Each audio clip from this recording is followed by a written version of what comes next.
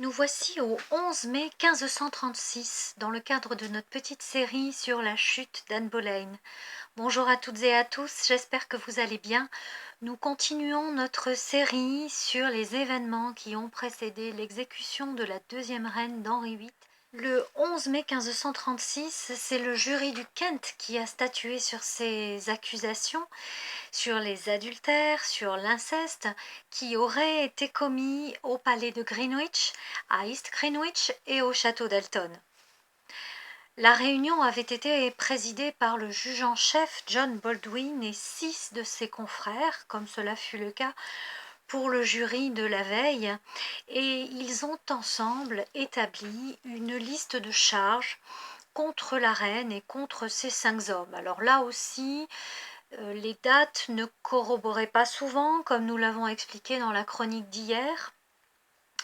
On a un exemple très concret où il est dit que la reine Anne Boleyn aurait séduit Henri Norris et qu'elle aurait eu des relations charnelles avec lui, alors qu'elle venait d'accoucher de la petite Élisabeth 2 jours auparavant, en septembre 1533. Donc non seulement il y a très peu de chances que cela ait pu se faire, même si c'était hors de la cour, je veux dire dans un autre contexte, un autre foyer, mais en plus on sait très bien que les reines avaient un délai post-accouchement qui ne leur permettait pas de sortir de leur chambre, tout comme avant l'accouchement, elles rentraient pendant des semaines en confinement pour se préparer à la naissance du futur enfant sans la présence des hommes de la cour. Le roi lui-même n'avait pas le droit d'entrer dans cette chambre.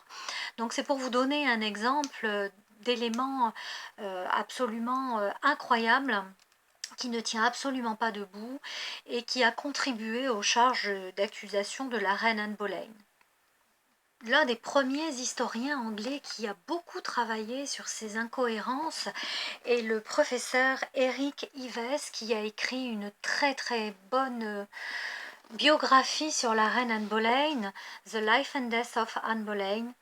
Et c'est vraiment une étude très très précise qui est très épaisse, avec toutes les preuves qu'il a pu trouver pour démonter justement ces accusations.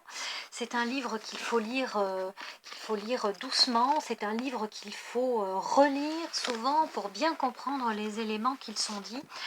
Et il est évident que le professeur Eric Ives arrive à démontrer qu'Anne Boleyn a vraiment été victime d'un complot et que toutes les charges dont elle est accusée sont vraiment fausses, parce qu'encore une fois, dans la plupart des cas, la reine n'était pas aux mêmes endroits que les hommes qui étaient dans d'autres châteaux, ou alors pas au même moment, où elle était toujours totalement entourée des dames de sa cour, du roi lui-même, de son enfant, de tout un tas de personnes qui auraient pu voir déjà des années auparavant, puisque on accuse Anne d'avoir trompé le roi dès le début de leur mariage. Donc le professeur Eric Ives arrive vraiment à démontrer que toutes ces accusations sont vraiment fausses. Même si Anne et ses hommes ont été injustement condamnés à l'époque des Tudors, nous l'avons vu, la justice était complètement différente de la nôtre, on n'avait pas d'avocat pour nous défendre, et puis là tout est allé très très vite. On ne pouvait être éventuellement relaxé que si on arrivait à prouver euh, de notre innocence. Et alors évidemment, dans un cas d'adultère, d'inceste, de relations physiques, il était absolument impossible de prouver que ces relations n'avaient pas eu lieu. Alors au-delà de cela, on sait très bien que les jurys du Middlesex et du Kent avaient reçu des informations très précises et qu'ils savaient parfaitement ce que l'on attendait d'eux. Donc il est évident que ces jurys ont statué très très vite, très rapidement, et que de toute façon il fallait que tout cela aille très vite pour qu'il n'y ait pas d'autres personnes qui puissent justement se rendre compte à un moment donné que ce qui était avancé pouvait être faux. Les 2 jurys avaient donc statué, l'un le 10 mai, l'autre le 11 mai. Encore une fois, les dés étaient jetés. Le destin de ces 6 personnes était scellé.